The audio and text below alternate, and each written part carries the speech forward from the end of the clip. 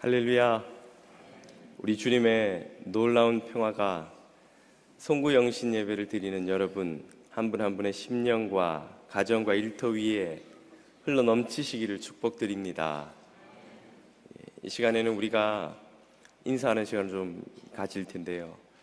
참 수고 많았어요.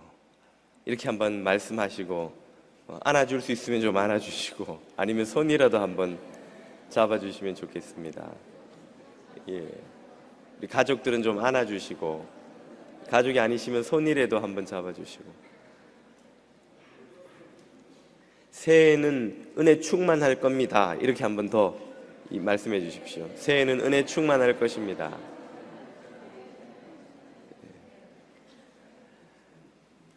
새해 복 많이 받으실 뿐 아니라 무엇보다 하나님의 은혜로 새해 충만해지시기를 축복드립니다.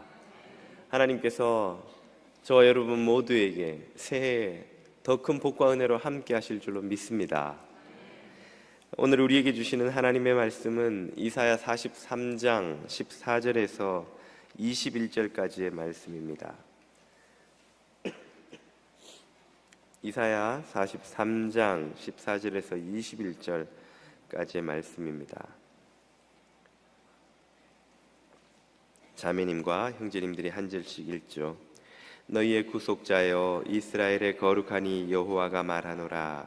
너희를 위하여 내가 바벨론에 사람을 보내어 모든 갈대아 사람에게 자기들이 연락하던 배를 타고 도망하여 내려가게 하리라.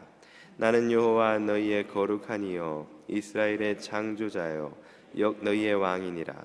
나 여호와가 이같이 말하노라. 바다 가운데의 길을 큰 물 가운데에 지름길을 내고 병거와 말과 군대의 용사를 이끌어내어 그들이 일시에 엎드러져 일어나지 못하고 소멸하기를 꺼져가는 등불 같게 하였느니라. 너희는 이전 일을 기억하지 말며 옛날 일을 생각하지 말라. 보라 내가 새 일을 행하리니 이제 나타낼 것이라. 너희가 그것을 알지 못하겠느냐. 반드시 내가 광야의 길을 사막의 강을 내리니 장차 들짐승 곧 승냥이와 타조도 나를 존경할 것은 내가 광야의 물을 사막의 강들을 내어 내 백성 내가 택한 자에게 마시게 할 것임이라. 이 백성은 내가 나를 위하여 지었나니 나를 찬송하게 하려 함이니라. 아멘. 2016년이 이제 한 두어 시간 후면은 영원히 역사의 뒤안길로 사라집니다. 올 한 해도 하나님께서 우리 모두를 눈과 같이 지켜주셨다고 고백하지 않을 수 없습니다. 참 다사다난했던 한 해, 이 다사다난하다는 상투적인 표현을 안 쓰고 좀 참신한 뭔가를 써보려고 한참을 고민했건만 저의 이 부족한 창의력으로는 그보다 더 적절한 단어를 찾기가 참 어려웠습니다. 너무나 상투적이지만 올 한 해가 정말 다사다난했다는 이 표현 말고는 어떤 말로 적절하게 표현이 될 수 있을까요? 우리 조국 한국에서는 대통령 탄핵이 진행되고 있고 미국에서는 새로운 대통령이 선출되었습니다. 그 와중에도 우리 한인 이민사회는 불경기로 많은 이들이 어려움을 겪고 있습니다. 우리 교회는 좋은 일도 있었습니다. 제 입으로 말씀드리기 민망합니다만 목사가 재신임 되기도 했고 또 새로운 피택자도 장로 후보로 피택되신 분도 4분 증선하였습니다. 참 교회의 경사가 아닐 수 없습니다만 참 이런저런 어려운 일도 없지 않았습니다. 아마 여러분 가정의 형편도 비슷하리라 생각합니다. 좋은 일이 많았던 가정도 있을 테고 또 어려운 일로 어느 해보다 고생이 많았다 할 만한 가정도 또 일터도 없지 않으셨으리라 생각합니다. 어려운 일이 많았던 분들과 가정에게 그러나 소망이 있다면 무엇인고 하니 이 해가 간다는 것입니다. 이 해는 곧 저물어서 영원히 역사의 뒤안길로 사라진다는 것이지요. 저는 한 해가 가는 것이 하나님의 참 오묘한 섭리라는 생각이 듭니다. 우리는 하나님이 만들어 두신 이 자연 세계의 질서에 의해서 지구의 자전과 태양 주위를 도는 공전에 의해서 24시간마다 하루를 보내고 새로운 날을 맞이합니다. 또 365일마다 한 해를 보내고 새로운 해를 맞이하지요. 이렇게 인생의 매 순간순간이 영원히 지속되지 않고 하루를 기준으로 혹은 달을 기준으로 혹은 해를 기준으로 이렇게 끝나고 새로 시작한다는 것이 우리에게 얼마나 은혜인지 모르겠습니다.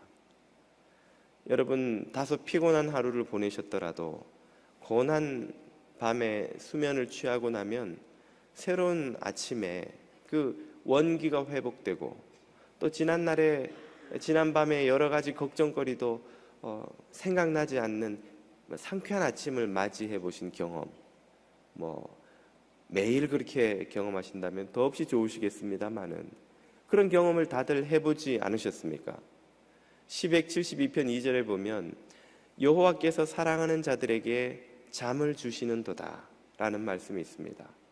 참 그 말씀이 진리가 아닌가 생각됩니다. 하나님이 우리에게 잠을 주셨기 때문에 우린 지난날의 피로와 스트레스와 걱정을 다음 날까지 가져가지 않고 수면을 통해 그 하루의 마감을 통해 털어버리고 새로운 하루를 시작할 수 있다는 것이죠. 이것은 하나님이 우리 인간을 사랑하여 만들어 두신 오묘한 섭리라고 저는 믿습니다. 해도 마찬가지이지요. 한 해가 가고 새로운 해를 맞이할 수 있다는 것은 우리 스스로 그렇게 할 수 없는 연약한 존재들로서는 지나간 과거를 청산하고 새로운 한 해를 시작할 수 있는 그런 기회를 주님으로부터 부여받는 것이라고 저는 믿습니다. 만약에 일을 기준으로, 월을 기준으로 혹은 해를 기준으로 이렇게 지난 시간을 마감하는 매듭이 없다면 우리는 한 번 받은 스트레스와 한 번 품게 된 걱정과 근심, 또 한 번 몸에 입게 된 이런저런 피로와 문제를 아마 계속 평생 그 상태가 바뀌지 않은 채 그 상태를 안고 가야 하는 불행한 삶을 살 수밖에 없지 않겠습니까? 그러나 하나님의 은혜로 우리는 한 해를 보내고 새로운 해를 맞이하는 이런 복을 누릴 수 있게 된 것이죠. 그리고 새로운 해에는 무엇을 기대할 수 있습니까? 오늘 본문 43장 19절이 이렇게 말합니다. 보라, 내가 새 일을 행하리니 이제 나타낼 것이라. 아멘. 하나님께서 새 일을 행하시리라는 기대를 가질 수 있다는 것이죠. 오늘 저와 여러분의 마음속에 2017년에는 하나님이 우리의 삶과 가정과 일터에 또 교회에 새로운 일을 행하시리라는 믿음이 굳게 자리 잡을 수 있기를 축복드립니다. 하나님께서 행하시는 새 일이란 어떤 것입니까? 오늘 본문을 보면 그 새 일이 이렇게 설명됩니다. 이스라엘은 나라가 망하고 바벨론의 포로로 잡혀가 비참한 삶을 사는 불행한 민족이 되었습니다. 여러분, 포로의 삶이라는 것이 말이 쉽지 우리는 꿈에도 겪어보지 못한 참 정말 비참한 삶이 아닐 수 없습니다. 우리가 일제에 36년 나라를 뺏긴 것만 해도 참 정말 말로 못할 고초가 얼마나 많았습니까? 우리의 위안부 할머니들의 피눈물 나는 고초의 이야기를 들으면 참 견딜 수 없는 울분이 우리의 마음에 솟구쳐 오는데, 고대의 나라가 망하여 포로로 끌려간 이들의 삶은 그보다 훨씬 더하면 더했지 결코 덜하지 않는 비참한 삶의 수준입니다. 무엇보다 절망스러운 것은 그 절망적인 상황이 언제고 끝날 가능성이 보이지 않는다는 것입니다. 나도, 내 자식들도, 내 대대손손 후손들도 다 이런 저 강대한 바벨론이라는 제국 하에서 비참한 노예의 삶을 영원히 살 수밖에 없으리라는 것이 그들이 판단하는 현실 인식이었습니다. 아무리 봐도 그 포로의 삶을 빼고는 어떤 희망도 보이지 않는 것이죠. 바로 그런 이들에게 하나님께서 오늘 본문을 통해 약속을 주십니다. 먼저 15절을 보시면 하나님이 당신을 소개하시죠. 나는 여호와 너희의 거룩한 이요 이스라엘의 창조자요 너희의 왕이니라. 내가 너희의 왕이다. 다시 말해 너희는 여전히 내 백성이고 나는 너희를 잊지 않았다. 이제 너희를 위해서 무언가를 할 것이다 라고 선언하시는 말씀이죠. 이분은 어떤 분이십니까? 여호와께서 과거에 행하신 놀라운 구원을 백성들에게, 그들에게 용기를 주기 위해 상기시켜 주시지요. 16절 7절을 보십시오. 나 여호와가 이같이 말하노라. 바다 가운데 길을 큰 물 가운데 지름길을 내고. 무슨 이야기일까요? 바로 출애굽 당시에 이스라엘 민족을 이집트로부터 끌어내어 홍해를 지나가게 한 그 사건을 지금 설명하시는 것이죠. 17절 병거와 말과 군대의 용사를 이끌어내어 그들이 일시에 엎드러져 일어나지 못하고 소멸하기를 꺼져가는 등불 같게 하였느니라. 아멘. 너희 조상들도 똑같은 상황에 놓여 있었다는 거예요. 이집트라는 당대 최강의 제국의 노예의 삶을 살았는데 그 이집트도 내가 무너뜨리고 너희를 조상들을 구출하지 않았느냐. 그렇다면 이제 너희는 나를 믿고 기대할 수 있지 않겠느냐 하는 말인 것이죠. 그 하나님께서 이제 무엇을 하시리라 약속하십니까? 14절을 보십시오. 너희의 구속자여 이스라엘의 거룩하니 여호와가 말하노라. 이제 이집트를 무너뜨린 것이 과거의 하나님의 구원이었다면 이제 이 약속은 미래에 행하실 구원입니다. 내가 너희를 위하여 내가 바벨론에 사람을 보내어 그들을 포로로 삼고 있는 이 바벨론 제국에 누구를 보낸다고요? 사람을. 이것은 후에 기원전 539년에 바벨론을 무너뜨리게 될 바사 제국 군대를 말합니다. 내가 바사 페르시아 군대를 보내서 그 바벨론을 어떻게 하겠다는 거예요? 무너뜨리겠다는 것입니다. 모든 갈대아 사람들, 바벨론 사람에게 자기들이 연락하던, 파티하던, 잔치하던 배를 타고 도망하여 내려가게 하리라. 역사학자들의 고증에 의하면 고대 바벨론 성 가운데는 유프라테스 강이 성 한가운데를 지나 흐르고 있습니다. 역사가들의 기록에 의하면 페르시아 군대가 그 강줄기를 끊어버리고 강바닥이 드러나게 해서 그 강바닥을 통해서 바벨론 제국을 기습을 해 들어갔던 것이죠.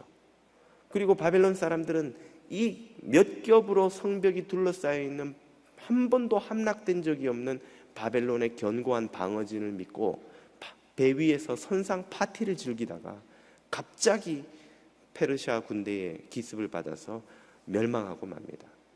왕족과 귀족들은 모두 배를 타고 도망치다가 사로잡혀 목숨을 잃고 그 길로 바벨론 제국은 멸망하고야 말지요. 이렇게 이스라엘을 노예로 잡고 있던 바벨론을 하나님이 무너뜨리시겠다는 거예요. 그러면 바벨론이 무너짐으로 말미암아 이스라엘의 운명은 어떻게 됩니까? 19절에 이하에 이렇게 소개됩니다. 반드시 내가 광야의 길을 사막의 강을 내리니 장차 들짐승 곧 승냥이와 타조도 나를 존경할 것은 내가 광야의 물을 사막의 강들을 내어 내 백성 내가 택한 자에게 마시게 할 것임이라. 사막의 길, 광야의 물, 이게 무슨 의미일까요? 바벨론에서 포로로 잡혀 있던 이스라엘 백성들이 나중에 바사 제국의 관용 정책에 의해서 고국으로 돌아갈 수 있도록 고레스 칙령에 의해서 해방을 경험하게 됩니다. 그때 이 바벨론으로부터 이스라엘로 가는 가장 빠른 지름길은, 원래는 이 유프라테스 강을 쫓아 이 비옥한 초승달 지역을 쫓아 반달형으로 이렇게 삥 한참을 둘러가야 합니다만, 가장 빨리 가는 지름길이 있는 거예요. 그런데 그 길은 사막의 길이요, 광야의 길이기 때문에 길 자체가 없고 거긴 마실 물이 없기 때문에 대규모 민중들이, 군중들이 그 사막을 횡단하다가는 나이 들고 어린 아이들, 약한 여자들은 그 여행길을 견디지 못하고 목숨을 잃을 위험이 있는 아주 위험한 길인 것이죠. 그런데 빨리 가려면 그 길로 가는 수밖에 없는데 그 위험을 감수할 수가 없는 거예요. 이제 하나님이 무엇을 하시겠다는 말입니까? 그 사막에 고향으로 돌아가는 가장 빠른 지름길을 내겠다는 거예요. 그리고 그 길 옆에 강을 흐르게 해서 그 길을 통과하면서도 물을 마시고 목숨을 잃지 않고 기력을 잃지 않고 신속하게 고향 땅으로 돌아갈 수 있게 그들을 구출해 내시겠다는 말씀입니다. 이스라엘을 마치 그들의 조상들이 이집트로부터 탈출하여 가나안에 들어간 것처럼 바벨론으로부터 해방되어 고향 땅으로 돌아가게 하는 이 구원의 역사를 행하시겠다는 것이죠. 이 일을 여호와께서 곧 머저나 너희들에게 행하여 주시겠다는 말씀입니다. 오늘 이 약속의 말씀이 새 일을 행하기를 기대하는 성도들의 삶 속의, 가정 속의 일터 위에 그대로 성취되는 역사가 있기를 축복드립니다. 이런 새 일을 행하시는 하나님을 기대하시기를 축복드립니다.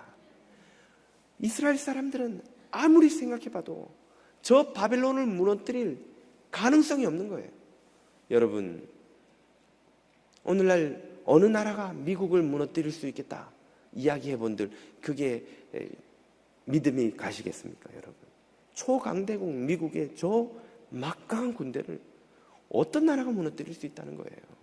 미국과 전쟁에 싸워 이긴 나라가 어디 있습니까?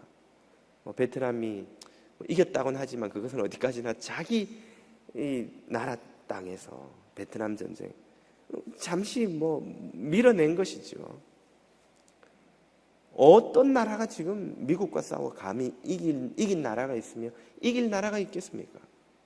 지금 우리가 미국을 생각하면서 이 미국의 강력한 군사력과 경제력과 세계에서의 정치력을 상상하는 것과는 비교할 수 없는 두려움을 이스라엘 사람들은 바벨론을 향해 가졌던 거예요.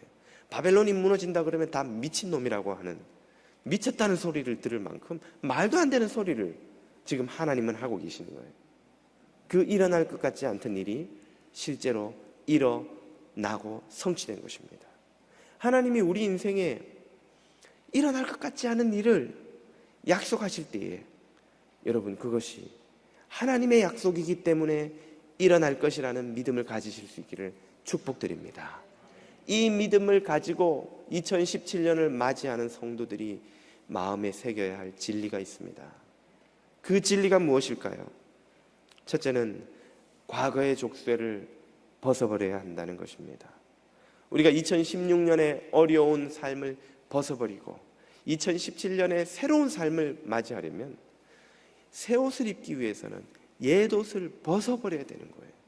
여러분, 한복이 이렇게 잘 어울리는 사람을 근래에 보신 적이 혹시 있으신지요? 아마 없으시리라 생각돼요. 한복 입은 사람을 별로 보신 적이 없기 때문에 제가 한복을 입기 위해서는 입고 있던 옷을 벗어버려야만 했습니다. 그 옷을 입은 채 이 옷을 입을 수는 없는 것이죠. 새로운 2017년을 맞이하려면 2016년을 벗어버려야 합니다. 본문 18절에 이렇게 말하죠. 너희는 이전 일을 기억하지 말며 옛날 일을 생각하지 말라. 잊어버리라는 거예요. 생각하지 말라는 거예요. 이게 여기서 말하는 이전 일, 여기서 말씀하시는 옛날 일이 뭘 말하는 것입니까? 이것은 하나님이 옛날에 하신 구원, 그걸 말하는 것이 물론 아니지요. 우리 조상들과 우리들을 이 바벨론의 포로의 비참한 절망의 상태로 떨어뜨렸던 우리들의 어리석었던 과거를 청산하라는 거예요. 우리를 이 절망의 자리 포로의 비참한 삶으로 전락시킨 죄와 악과 불순종과 어리석은 삶의 시간들, 그 기억들을 청산하라는 거예요. 그것을 씻어버리지 않으면 새로운 희망의 날, 새 일을 행하시는 구원을 맞이할 수가 없기 때문입니다. 어떻게 하면 우리가 과거를 청산하고 새로운 하나님의 구원을 맞이할 수 있습니까? 그것은 바로 회개입니다. 회개. 우리가 어찌할꼬 놀라 탄식하는 사람들에게 베드로가 무엇이라 말하였습니까? 사도행전 2장 37절을 보십시오. 형제들아, 우리가 어찌할꼬 하거늘 베드로가 가로되 너희가 회개하여 각각 예수 그리스도의 이름으로 세례를 받고 죄 사함을 얻으라. 우리가 어찌하면 좋을까? 이 힘겨운 2016년을 어떻게 청산하면 좋을까? 답은 회개입니다. 왜냐하면 회개야말로 우리를 새롭게 하기 때문이죠. 로마서 12장 2절을 보십시오. 너희는 오직 마음을 새롭게 함으로 변화를 받아. 우리의 낡은 삶의 옷을 벗어버리려면 우리의 마음으로부터 새로워지지 않으면 안 되고, 그것은 회개가 없이는 불가능한 일입니다. 아니 목사님, 제가 무엇 그리 큰 잘못을 한 것이 있다고 회개하라고 하십니까? 오늘 우리가 깨달아야 하는 바가 있습니다. 우리 개인의 삶이든 가정의 문제든 교회든 사회든 국가의 문제든 모든 이 땅에 있는 문제와 고통은 궁극적으로 볼 때 우리 모든 인류가 누적시켜온 죄의 결과라는 것입니다. 직접적으로 그것이 당장 1대1로 나의 죄에 대응될 수도 있지만, 그렇지 않다 할지라도 크게 본다면 우리 모두가 지어온 죄의 대가를 우리가 지불하고 있는 거예요. 나의 죄일 수도 있고, 이웃의 죄일 수도 있고, 우리 앞선 세대의 죄일 수도 있고, 혹은 우리 세대가 지금 짓고 있는 죄일 수도 있습니다. 그러므로 그 문제로부터 우리와 우리 자신과 우리 가정 공동체를 치유하고 회복시키는 길이 있다면, 나 자신과 나의 가족과 이웃과 이 공동체를 위한 회개의 기도를 시작하는 것입니다. 무엇보다 먼저 나의 회개로부터 시작하여야 하겠지요. 그리고 가족을 위한 회개의 기도를 시작해야 합니다. 형제 자매를 위한 회개의 기도를 시작해야 합니다. 우리 가족과 일터와 교회와 이 민족과 우리가 딛고 사는 이 나라를 위한 회개의 기도를 시작해야 합니다. 공동체의 회개가 필요한데 그 기도가 누구로부터 시작되어야 한단 말입니까? 당연히 그리스도인들로부터 시작되어야 할 것이고, 그리스도인들 중에서도 바로 나로부터 시작되는 것이 회개입니다. 우리는 문제를 해결할 때 본능적으로, 인간은 죄인이기 때문에 생각할 필요도 없이 원망과 탓을 시작합니다. 누구 때문에 이렇게 되었어요? 누가 이런 문제를 시작했습니다. 누구만 아니었으면 이런 문제가 없었을 거예요. 모든 인간이 가지고 있는 죄성입니다. 세상 누구도 나 때문이에요 라고 말하는 사람이 없지요. 그것이 인간의 죄된 본성입니다. 그러나 거듭난 그리스도인들이 그리스도로부터 듣게 되는 음성은, 그 회개는 나로부터 시작되어야 한다는 것이죠. 나의 죄 때문에, 내 가족의 죄 때문에, 내 이웃의 죄 때문에, 우리의 죄 때문에 우리 공동체와 우리 조국과 이 미주 땅이, 우리 사회가 이런 어려움에 있다는, 그 나로부터 시작되는 회개가 없이는 지난 시간의 무서운 또 무거운 고통의 굴레를 우리는 언제까지고 벗어버릴 수 없을 것입니다. 지난 일을 생각지 말라, 과거를 청산하라 하시는 주님의 이 부름 앞에 저와 여러분이 참되고 겸손한 회개로 나아가 모든 우리를 묶고 있던 죄와 악과 절망의 족쇄로부터 자유와 해방을 얻으시는 성도 여러분 되시기를 축복드립니다. 두 번째로 주님이 주시는 음성은 지난 해를 보내고 새일이 일어나는 새해를 맞이하기 위하여 우리는 새 길로 가야 한다는 것입니다. 그 새 길이 무엇인지 19절이 이렇게 말합니다. 보라, 내가 새 일을 행하리니 이제 나타낼 것이라. 너희가 그것을 알지 못하겠느냐. 내가 반드시 광야의 길을 사막의 강을 내리니. 주님이 약속하신 두 가지가 나옵니다. 광야의 길, 사막의 강. 왜 광야의 길이 필요하고 사막의 강이 흘러야 하는지는 앞서 잠깐 설명을 드렸습니다. 그것은 이스라엘 민족이 고향 땅으로 돌아가기 위한, 사막과 광야를 통과하기 위한 생명의 길, 생명수의 강이 될 것이기 때문입니다. 이스라엘에게 생명의 길이 필요했던 것처럼 오늘 저와 여러분, 이 시대를 살아가는 인류에게도 생명의 길이 필요합니다. 그 길이 어디에 있습니까? 요한복음 14장 6절이 말하죠. 예수께서 가라사대 내가 곧 길이요 진리요 생명이니 나로 말미암지 않고는 아버지께로 올 자가 없느니라. 아멘. 사막에 난 생명의 길처럼 오늘 이 시대에, 사막 같은 이 시대에 난 생명의 길이 예수 그리스도이신 줄 믿으시기를 바랍니다. 광야에 강이 난 것처럼 이 시대에도 생명수가 흐르는 강이 필요합니다. 요한복음 7장 37절입니다. 명절 끝날 곧 그날에 예수께서 서서 외쳐 가라사대 누구든지 목마르거든 내게로 와서 마시라.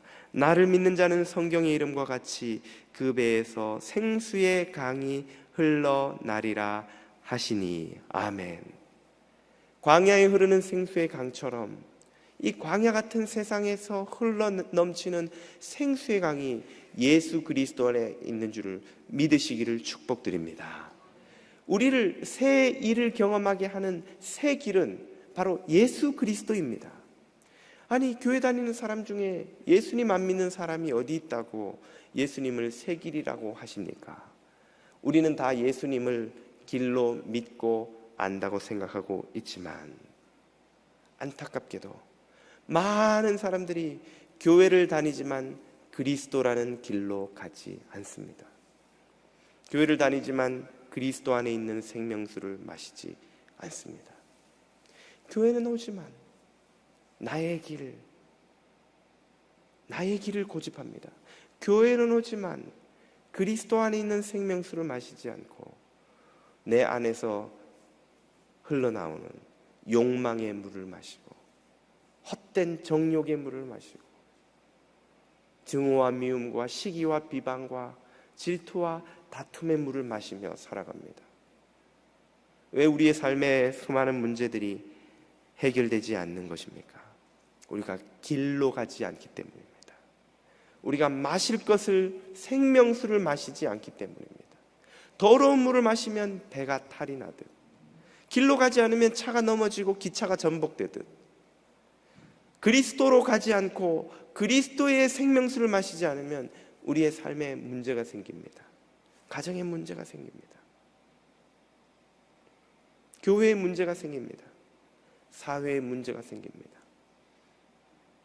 우리는 그리스도의 길로 가지 않은 문제를 그리스도의 길이 아닌 곳에서 또 해결하려고 애를 쓰기 때문에 애를 쓰면 쓸수록 점점 문제가 꼬이는 것이요, 풀리지 않는 것이요, 어려워지는 것입니다.